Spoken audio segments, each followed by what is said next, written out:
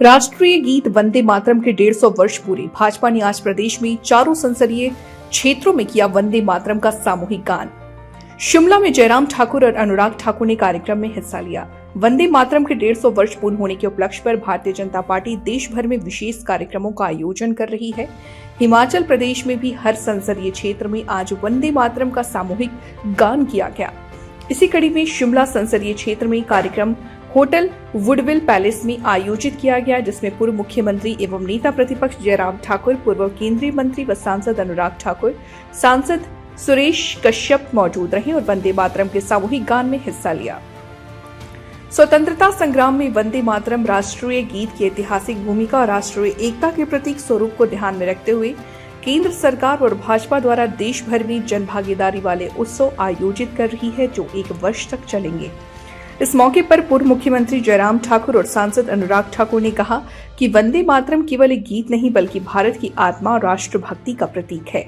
ऐसे में 150 वर्ष पूर्ण होने पर आज देश भर में वंदे मातरम राष्ट्रीय गीत का सामूहिक गान किया जा रहा है और पूरा गीत गाया गया है। मतदान इस बार हुआ है पहले चरण में, किस तरीके से देखते हैं इस बार? नरेंद्र मोदी जी और नीतीश कुमार जी का नेतृत्व जिस राज्य को मिल रहा हो, डबल इंजन की सरकार ने बिहार में विकास की नई ऊंचाइयों को छुआ।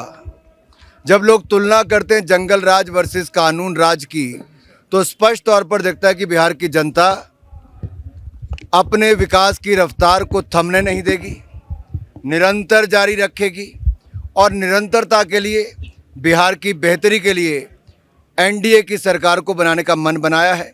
लंबी कतारें जो महिलाओं की पोलिंग बूथ पर देखी गई, वो फिर एक बार विश्वास दिखाता है कि महिलाओं ने, युवाओं ने, बुजुर्गों ने नरेंद्र मोदी जी, नीतीश कुमार और 5 पांडव जो एनडीए के गठबंधन के, उनमें अपना विश्वास व्यक्त किया है। इस बार की जीत रिकॉर्ड जीत होगी, जो 15 साल पहले की रिकॉर्ड को भी पछाड़ देगी। सर, ममता बनर्जी आप केंद्रीय मंत्रिमंडल में आपके सहयोगी रहे, आरके सिंह ने 32,000 करोड़ के घोटाले का आरोप लगाया है, क्या कहेंगे? मुझे जानकारी नहीं है। सर, ममता बनर्जी कह रही हैं कि एक फ्रेज है वंदे भारत को, वंदे मातरम को लेकर, तो किस तरह देखते हैं ये बयान जिस तरह से ममता बनर्जी? मैं तो कई बार ये सोचता हूँ कि आखिरकार विपक्ष के नेताओं को बार बार अपने इतिहास, अपनी संस्कृति, अपनी उपलब्धियों को नीचा दिखाने की आदत क्यों पड़ गई। बंकिम चंद्र उपाध्याय,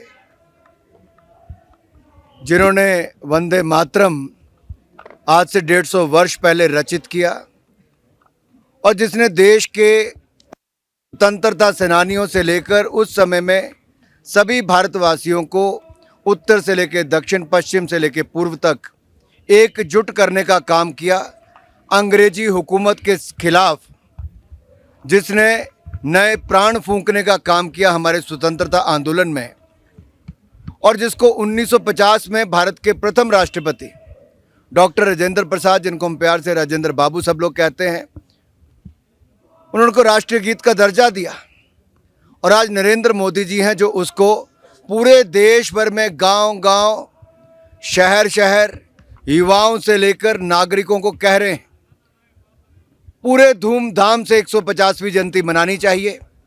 आज की पीढ़ी को विकसित भारत बनाने के लिए फिर एक बार वंदे मातरम की क्या भूमिका हमारे स्वतंत्र संग्राम में रही, उसको जानना चाहिए और इससे प्रेरणा लेकर हम सब आगे बढ़े, मोदी जी के नेतृत्व में भारत को विकसित राष्ट्र बनाए। सर, 1500 करोड़ प्रधानमंत्री खुद यहाँ का दौरा करके गए, 1500 करोड़ रुपए की घोषणा करके गए, लेकिन अभी तक नहीं मिला है। और अगर भाजपा के नेतृत्व में भी केंद्र के पास जाना है इस मदद लेने के लिए, तो चलने के लिए आप पिछले 3 वर्षों का इतिहास उठाकर देखिए। जब से आपदा आई, एक बार नहीं अनेक बार मोदी सरकार ने दिल खोलकर हिमाचल प्रदेश की मदद की। हजारों मकान पहले दिए, जो लगभग 13,000 मकान है, उसके बाद 93,000 के लगभग मकान दिए जो हमारे गरीब परिवारों को मिले। इसके अलावा हजारों करोड़ रुपए सड़कों को बनाने से लेकर प्रदेश का जो नुकसान हुआ उसके लिए दिए। राज्य की सरकार पूरा पैसा खर्च करने में भी कई बार विफल रही, लेकिन केंद्र की ओर से धन की कमी कहीं नहीं आई। इस बार भी प्रधानमंत्री जी ने स्पष्ट कहा है कि हिमाचल के लिए दिल खोल कर देंगे। जहां एक और पंजाब को 1600, तो हिमाचल को 1500 करोड़ दिए। कहीं कोई कमी केंद्र सरकार से ना आई थी ना आएगी। अगर कांग्रेस आई तो पहले इंडस्ट्रियल पैकेज केंद्र ने बंद किया था, हमारा विशेष राज्य का दर्जा वापस लेके जो 90-10 का था वो खत्म किया। लेकिन नरेंद्र मोदी जी से किसी ने मांग नहीं की थी, उन्होंने हिमाचल प्रदेश के लिए विशेष राज्य का दर्जा भी दिया, 90-10 की रेशो को वापस लागू किया और उसके बाद हजारों करोड़ रुपए भाजपा की सरकार हो या कांग्रेस की सरकार हो, कभी कोई कमी नहीं आने दी। 3 सरकारें आपने उनके समय देख ली, पहले वीरभद्र जी की, जयराम जी की, अब सुक्खू जी की। कभी केंद्र से कोई कमी नहीं आई, ना ही आगे कोई कमी आएगी।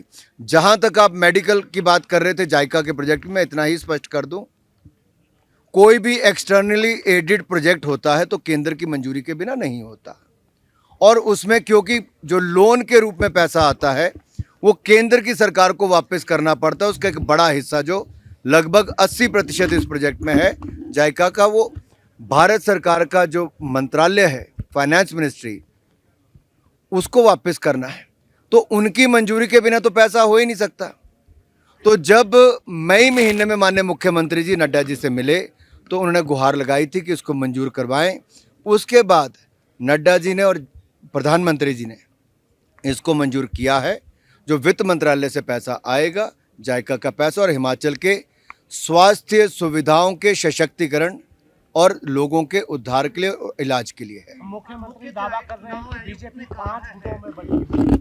अरे सब एक साथ दिख रहे हैं भाई, ये 5 पांडव हैं जो एकजुट होकर कौरवों पे भारी पड़ेंगे। अब प्रोग्राम करने दो। क्या मैसेज इस कार्यक्रम के माध्यम से देना चाहते हैं? देखिए, सीधा विषय है कि वंदे मातरम पूरी स्वतंत्रता की उस लड़ाई का, उस आंदोलन का मूल मंत्र रहा है। और जिस वंदे मातरम को बोलते बोलते उस वक्त देश की आज़ादी के लिए, देश की स्वतंत्रता के लिए लोगों ने गोलियां अपने सीने पर खाई, फांसी के फंदे पर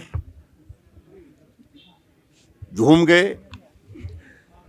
ऐसे में वंदे मातरम का एक बहुत बड़ा योगदान देश की स्वतंत्रता के लिए है। और स्वाभाविक रूप से ये देश की आत्मा से जुड़ा हुआ विषय है। ये शब्द नहीं, ये स्वर नहीं, ये तो कुल मिलाकर के देश की आज़ादी का मंत्र है एक तरह से। और उस दृष्टि से आज भारत एक मुकाम पर पहुंचा है दुनिया के मानचित्र पर।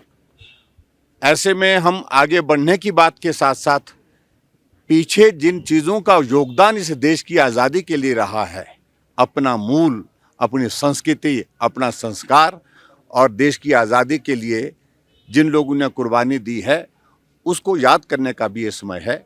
और उस दृष्टि से मैं प्रधानमंत्री नरेंद्र मोदी जी को इस बात के लिए बधाई भी देता हूं, उनके इस फैसले का अभिनंदन भी करता हूं कि हम चाहे दुनिया के किसी भी मुकाम पर प्रगति करते हुए पहुंच जाएं, लेकिन उसके बावजूद अपने देश की आज़ादी के लिए जो योगदान जिन चीज़ों का रहा है उनको ना भूलें, अपने संस्कृति को ना भूलें। भारत